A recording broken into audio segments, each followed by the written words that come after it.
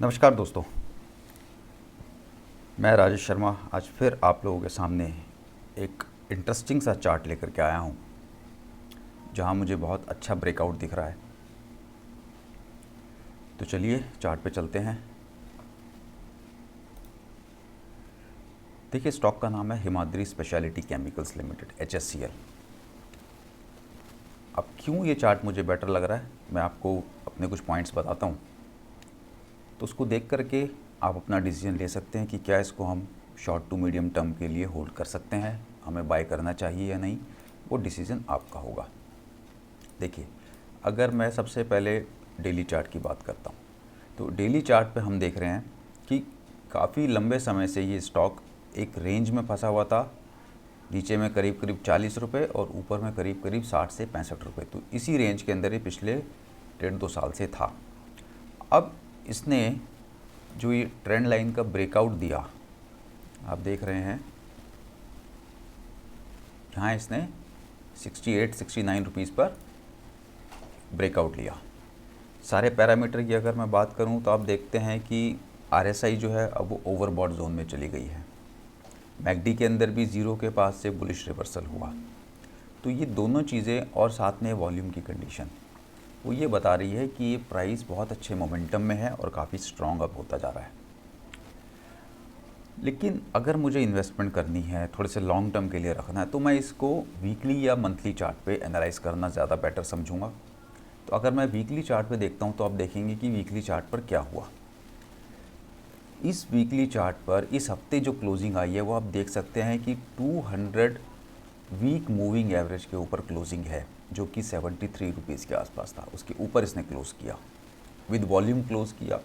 RSI again overbought है 70 के ऊपर, जो कि अपने आप में एक बुलिश साइन है।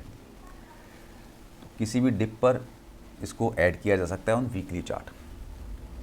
अब अगर मैं इसको मंथली पर आऊँ, तो अगर मंथली पे आता हूँ तो मंथली पे जो चीज़ हुई है ना, वो सबसे ज़्यादा इंटरेस्टिंग है। मैं ये ट्रेंड लाइन को हटा देता हूँ। अब देखिए वीक मंथली चार्ट पर क्या हुआ है। आप ये देखेंगे कि जिस वक्त मार्केट में सन 2020 में जो कोरोना का फॉल आया, फरवरी 2020 मार्च 2020, ये 2 महीने की बड़ी गिरावट थी। और 2020 फरवरी के स्टॉक के हाई थे 66.75, राउंड फिगर में हम इसको 67 मान लेते हैं। तो 67 रुपीज़ के इसके हाई थे। उसके बाद से ये स्टॉक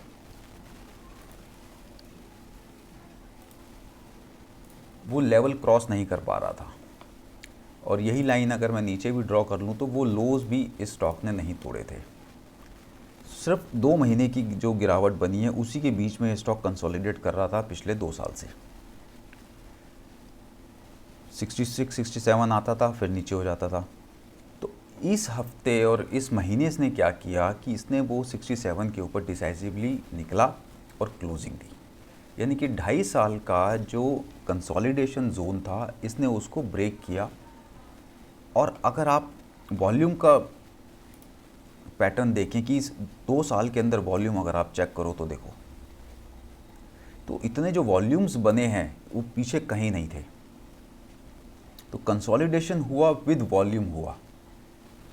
ठीक है, इसका मतलब कोई इन्फॉर्म्ड इन्वेस्टर्स या कुछ बड़े प्लेयर्स जो धीरे धीरे स्टॉक को एक्यूमुलेट कर रहे थे, इस महीने आकर के उसने ब्रेकआउट लिया। अब ये इस रेंज के बाहर निकला, क्लोज हुआ। अब इसमें किसी को ट्रेड लेना हो तो वो कैसे ले, उसकी स्ट्रेटजी क्या होनी चाहिए। तो सबसे पहला जो एक लेवल आपके माइंड में आ रहा है 67, जिसके ऊपर क्लोज करके इसने ब्रेकआउट लिया। अभी ये 77 पर है। तो देखो, फर्स्ट ब्रेकआउट के अंदर कभी एंट्री नहीं ली जाती, वेट करते हैं उसके रिट्रेस होने का। तो अगर ये काउंटर कभी भी रिट्रेस होकर के वापस से 67 के जोन में आता है तो वहाँ इसको ऐड करना चाहिए। अब खोने के लिए इसमें छोटा स्टॉप लॉस नहीं होना चाहिए। हम कहें कि इसमें 50 रुपये का 40 रुपये का स्टॉप लॉस लगाएं, नहीं। पैटर्न के हिसाब से जो रेंज की जो ब्रेकआउट हुई है वो उस रेंज का कम से कम लोअर लेवल का आपका स्टॉप लॉस होना चाहिए। छोटी रेंज अगर मानते हैं तो करीब करीब 40 रुपये का होना चाहिए। लेकिन अगर जो पिछले 2.5 साल की जो रेंज चल रही है, जो सन 2020 के जो लोज लगे थे 27-28 रुपये के, तो वो एक स्टॉप लॉस होना चाहिए फॉर द इन्वेस्टर्स। जब तक ये 28 रुपये नहीं ब्रेक करेगा तब तक किसी भी डिप में 70, 67, 65 या 60 मान सकते हैं। अगर ये लेवल्स आते हैं तो यहाँ इस काउंटर को ऐड करना बनता है। मैं आपको ये नहीं बोल रहा कि आप इसमें बाय करो या सेल करो, ट्रेड लो, नहीं। सिर्फ एक चार्ट पैटर्न में कुछ इंटरेस्टिंग हुआ है इस महीने, जो 2-2.5 साल के बाद का जो कंसोलिडेशन निकला है, मैं वो लेवल आप लोगों को बता रहा हूँ। तो जैसे ही वो लेवल निकला है, काउंटर बुलिश हो गया है। तो जब तक 67 के ऊपर है, बुलिश है, किसी भी गिरावट में बाय का सोचना चाहिए। अब बात आती है कि अगर ये ऊपर निकलता है और ये ब्रेकआउट सक्सेसफुल होता है तो कहाँ तक। तो देखो, कम से कम 100, पहला जो उसका लेवल ध्यान में रखना चाहिए 100 का, उसके बाद 140 and then all time high, ये लेवल भी आ सकते हैं। तो इन्वेस्टमेंट पर्पस के लिए खोने को सिर्फ 30-35 रुपये हैं और पाने को 150-200 भी हो सकता है। जिस सेक्टर में ये कंपनी है, ईवीज़ में जो बैटरी इस्तेमाल होती है उसका जो एक मोस्ट इम्पॉर्टेंट कंपोनेंट है, जो केमिकल चाहिए, वो कंपनी बना रही है। तो आने वाले दिनों में अच्छा होगा। फंडामेंटली बात करूँ तो बहुत सस्ते वैल्यूएशंस नहीं हैं। जिस तरह के रिजल्ट्स कंपनी ने पोस्ट किए हैं उन सबको देखते हुए कंपनी इस प्राइस पर महंगी है।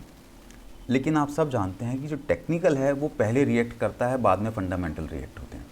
तो अगर टेक्निकली ये बुलिश हो रहा है, चल रहा है, तो शायद आने वाले क्वार्टर्स में कंपनी के बेटर रिजल्ट्स देखने को मिलेंगे और फिर जो वैल्यूएशंस अभी महंगे लग रहे हैं वो शायद सस्ते हो जाएंगे, फिर वो वैल्यूएशन जस्टिफाइड होंगे।